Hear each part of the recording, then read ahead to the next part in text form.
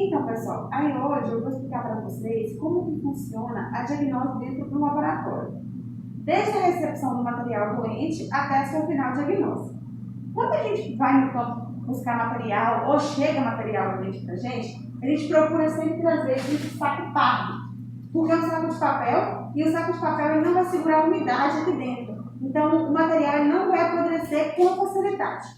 Então, assim que esse material chega para a gente já consegue identificar que tem manchas nele, depende muito do sintoma que chega para a gente, tem alguns sintomas. A gente já pega esse material e já protocola esse material. Ele chega, a gente dá um número para ele, que é o número da amostra dele. Pegamos esse material, colocamos ele no livro de diagnóstico que a gente tem para acompanhar essa diagnose, fotografamos ele para também ter isso arquivado, para saber como que é que realmente chegou. E a partir desse momento, começam-se as análises para tentar apontar qual que é o patógeno que está causando doença nesse material. Aí, aqui no laboratório, a gente usa uma bibliografia que é como se fosse a Bíblia do Laboratório de Patologia Florestal, que é esse método de fitopatologia. Esse livro do professor Celino, ele mostra para a gente o passo a passo de todos os processos de laboratório. Isolamentos, testes de exudação, câmera úmida, todos os procedimentos que a gente utiliza para diagnosticar uma doença de planta. Então, ele vai ser o nosso material guia para essas áreas. Então, assim que esse material chegou, a gente protocolou e fotografou, começam-se as análises para determinar qual é esse patógeno.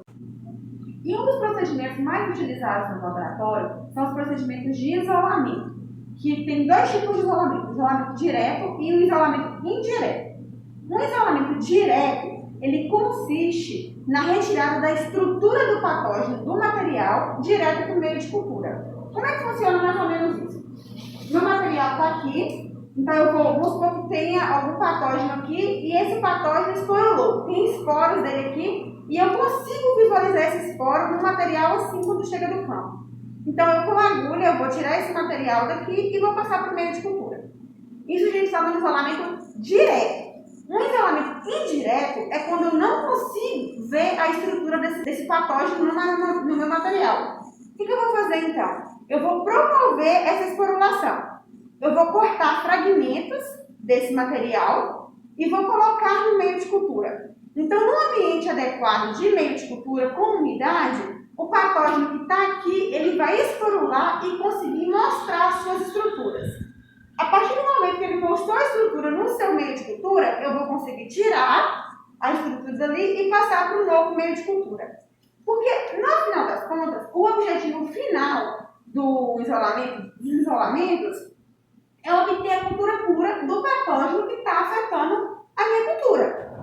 Então, pessoal, aí depois que o material chegou pra gente, a gente já tirou foto, já catalogou ele com o número da amostra, começa essas análises.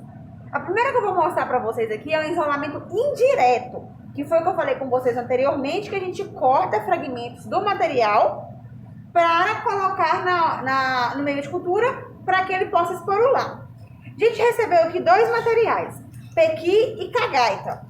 Como que a gente faz esses cortes? Vocês estão vendo aqui na folhinha da cagaita que ela está cheia de mancha. Então, provavelmente, o patógeno está localizado aqui nessas manchas. Como que a gente faz esse corte para conseguir realmente pegar o patógeno e não apenas fungos saprofíticos?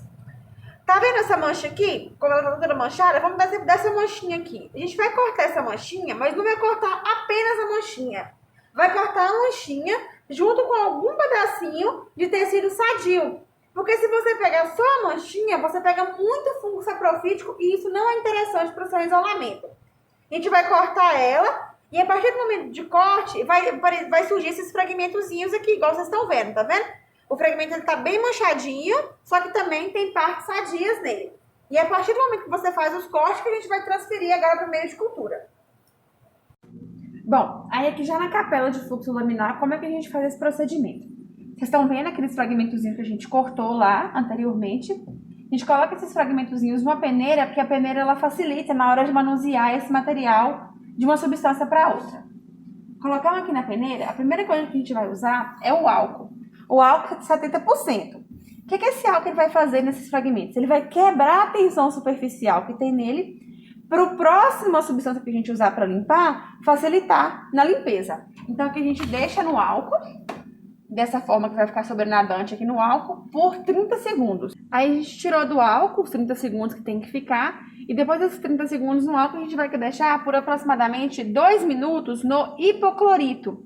Então é o hipoclorito que vai fazer a limpeza desse material, essa limpeza superficial. Ele vai tirar essa sujidade superficial do meu material, fazendo com que quando eu coloco ele na placa, vai crescer, na maioria, os meus fungos de interesse patogênico, não fungos sapróficos. Então, após os 2 minutinhos que ele ficou aqui no hipoclorito, a gente vai fazer agora o enxágue. Para que serve esse enxágue? É para tirar esse resíduo do hipoclorito, porque se a gente coloca assim na meio de cultura, na plaquinha, não vai crescer. O hipoclorito, ele impede o crescimento do fungo. Então, a gente vai agora enxaguar esse material. A gente vai enxaguar ele 3 vezes consecutivas em água destilada estéril. Por que a água tem que ser destilada estéril? Para evitar outros tipos de contaminação provenientes da água. Então, a gente lava ele aqui 3 vezes consecutivas nessa água destilada estéril. E depois que a gente lavou, a gente vai secar, assim, tirar o excesso, né? O excesso de umidade de água que fica nesses fragmentos, para posteriormente estar passando esses fragmentos para o meio de cultura. Então, agora a gente vai passar os fragmentos para o meio de cultura, para ele ter a estrutura para poder crescer os patógenos. O que acontece? Aqui estão os fragmentos que já foram lavados, já foram higienizados, e agora a gente vai trabalhar com os meios de cultura. Aqui a gente vai trabalhar hoje com o BDA, que é o de batata, e com o MEIA, que é o extrato de malte. Então a gente vai colocar esses fragmentos nesses 2 meios para ver qual dos 2 meios eles vão crescer melhor, que vai aparecer mais o fungo de interesse nosso. Como é que faz essa transferência desses fragmentos para o meio de cultura? Padrão de laboratório, pinça no álcool, né? Então a gente vai flambar essa pinça a fim de tirar qualquer tipo de micro-organismo que tenha nessa pinça. E aqui a gente vai começar sempre atrás do bico de Bussey, porque esse bico ele vai fazer um triângulo de proteção, então você está protegido aqui atrás dele. Você vai pegar o fragmento que a gente tem aqui e ir colocando na plaquinha. Então aqui a gente coloca e pode colocar até 5 fragmentos por plaquinha para fornecer a quantidade certa de nutrientes para o crescimento do patógeno. Aqui. Pronto. Ele vai ficar nessa situação aqui, tá vendo? Ele vai ficar 5 fragmentozinhos dentro de uma plaquinha de Petri. Esse aqui que a gente usou foi o meio de batata, o BDA.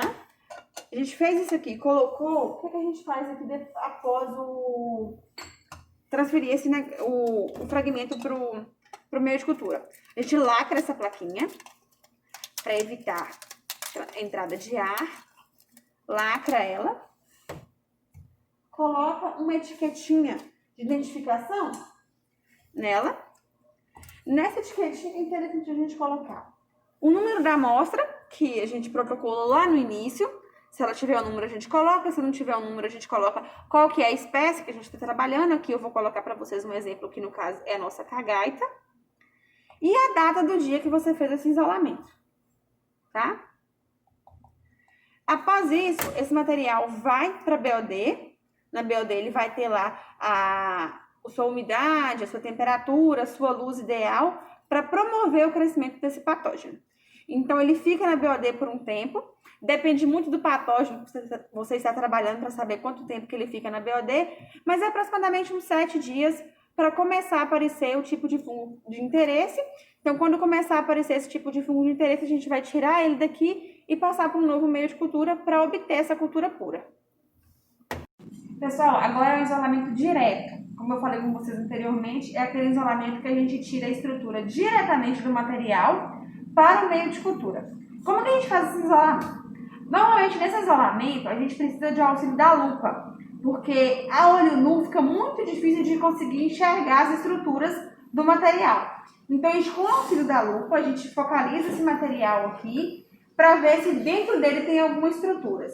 Visualizando a estrutura que tiver dentro dele, com o auxílio de uma agulha, normalmente no laboratório a gente usa essas agulhinhas com a ponta bem mais fina, porque elas são mais fáceis de trabalhar, de manusear. A gente passa essa agulhinha no álcool, flamba ela, porque isso é um princípio do laboratório, de estar sempre deixando o material o mais estéril possível.